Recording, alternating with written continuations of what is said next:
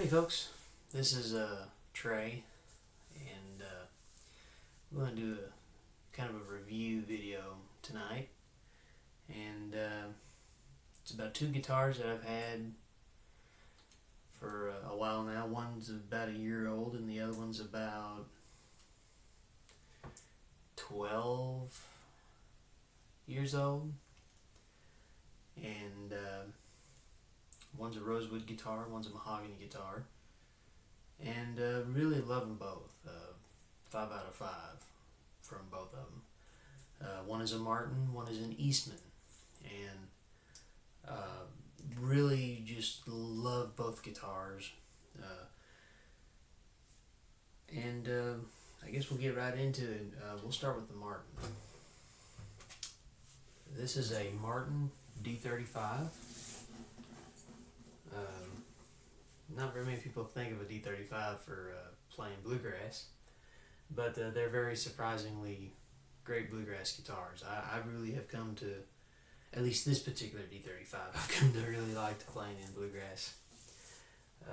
This is the one I call Old Mule. It's been a guitar that most people kind of recognize me by. I don't play it much out on the road anymore due to the fact it's not a jam session or loud guitar, but I take it with me every time into the studio and in small venues, and I do still play it a lot. It's one of my favorite guitars. But we'll go over the specs right quick. Sitka spruce top, bone nut, bone saddle, ebony fretboard, ebony bridge. The fretboard is bound. Kind of gives a Tony Rice feel to it with the bound fretboard. Grover tuners, mahogany neck, and a 3-piece East Indian rosewood back and sides. And that's another characteristic I like about the D-35 is the 3-piece back. It looks really cool. You don't always see it, but still it's really cool in my opinion. And as I said, it's one of my favorite guitars. This guitar actually, before I found it, it was built in 2010, and I guess it'd been sitting in a vault at the guitar store, and just been sitting there for 5 years, and they had to move some guitars, and they knocked about 20 or 25% off of it, and compared it to a lot of higher end guitars, and this one was just in my price range and had the same sound quality of the other guitars. And so I came home with it, and it's kind of been a guitar that most people around have recognized me for, just playing the Martin D-35. And this was before they reimagined it, so there's no scalping or anything like that. It's got the black pick guard, doesn't have the age toner, even though it looks aged.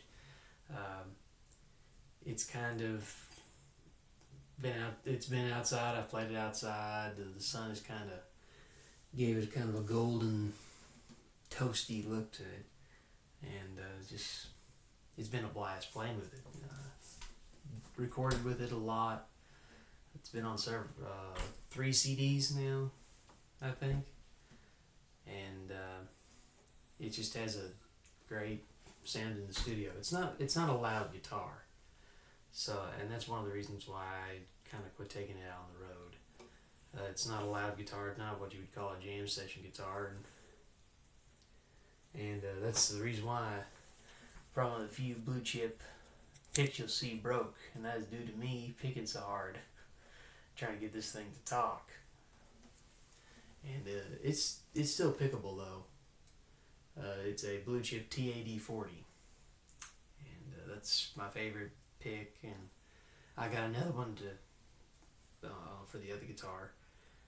But and one thing I did change on this was remove the plastic bridge pins and put in bone bridge pins, and the bridge plate was getting kind of eat out, so I put a what they call a Mitchell's plate mate, which is a brass plate that goes in underneath the bridge pins to keep the balls of the strings from popping up and eating out the bridge plate, which is a good investment on any guitar, just as a safety purpose to keep the strings from coming through the top if you have that issue. But let's hear what it sounds like. I know y'all are probably itching to hear what it sounds like, so here it is, the guitar that I call the Mule.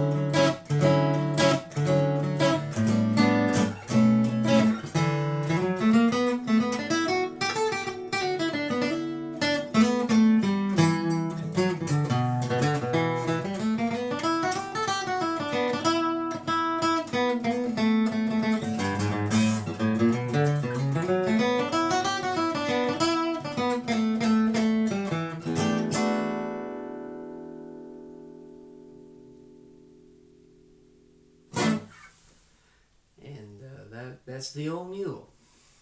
And of course, in this room, it's going to sound really loud, closed in here like this. But when you get it out there, it's not really that loud of a guitar. But it's a smooth playing guitar. It reminds me a lot of a Telecaster. It has that modern performance neck and inch and 11/16 at the nut, which is my favorite width because it's nice to. I'm kind of lazy in a way. I don't like to travel so far all over the place. But now if some inch and 3/4 I play. As a matter of fact, this other guitar has one, but it's a really comfortable neck, so I don't really notice it that much. And nothing much to say about this guitar. It's just really,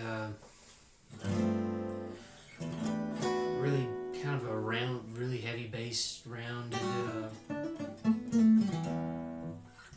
really heavy, boomy guitar. And I'm using the Elixir Nano Webs on this medium gauge. And this guitar, I used to use phosphor bronze on it a little bit, but then I switched to 80/20. And the 80/20 bronze strings kind of give it more of a not as gritty sound, I guess you could say. I don't know if it really makes that big of a difference, but they just seem to work better on this guitar. Or at least I noticed a difference. And that's all I can say about this. And it just mainly stays with me and goes with me to the studio and record a lot with it. And now we'll go to the next guitar. And it's probably one of my favorite guitars too.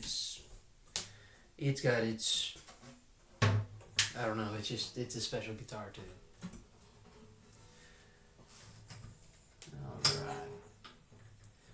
Come on, man. There we go.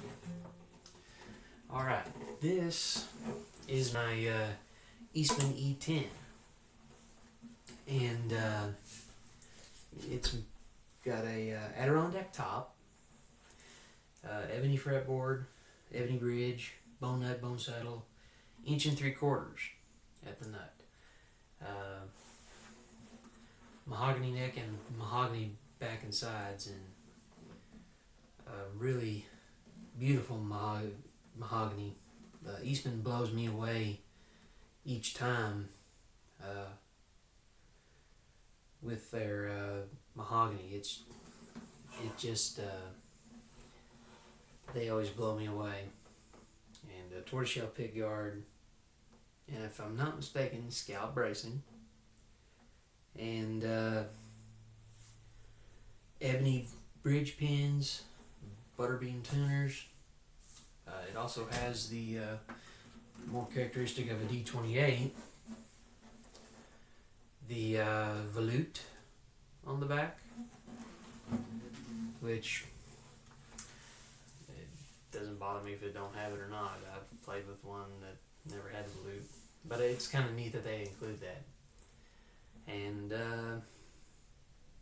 Elixir nanowebs again, but this guitar has phosphor bronze in their medium lights, and the medium lights just seem to work better on this guitar. I've tried mediums and lights, and medium lights is kind of a happy medium with this guitar. Again, a blue chip, a TAD 40, and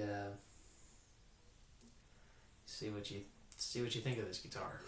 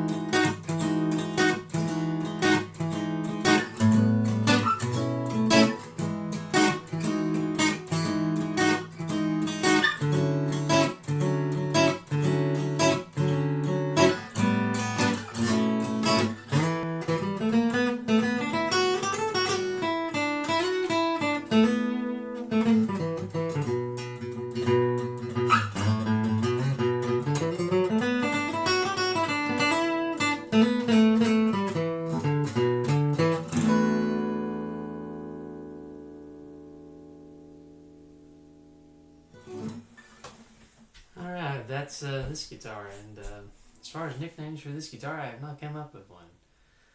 But it's just an amazing guitar, and for, I don't know, a quarter of what you would pay for a Martin nowadays, or any guitar for that matter, to have this nice high quality built guitar compared to any high dollar model is really surprising. You can pick one of these up for, I don't know, $1,500–$1,700, whereas if you bought a Martin D-18, you'd be paying almost $30,000.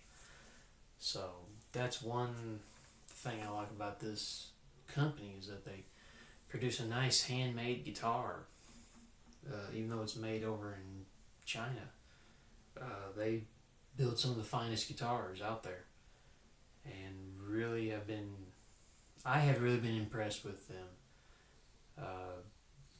with their mandolins and their guitars. Just phenomenal quality that comes out of that shop, and I don't know what else to say about them. They just really blow me away. And it's just, this guitar just barks. A lot louder. It's a great jam session guitar. It does record really nice. I will add that. This guitar was actually on the last album that I recorded with the group Unashamed. We had some times where I was not able to bring my D-35, and because of after we would go after a gig sometimes, and it needed some new strings. I couldn't get new strings, and I just got new strings for this guitar. And I just thought, I'll just grab this one here. It's got the fresh strings on. It don't matter. They probably won't notice the difference in a rosewood guitar and a mahogany guitar. And so we went in there and recorded with this guitar, and it sounds really good in the studio as well.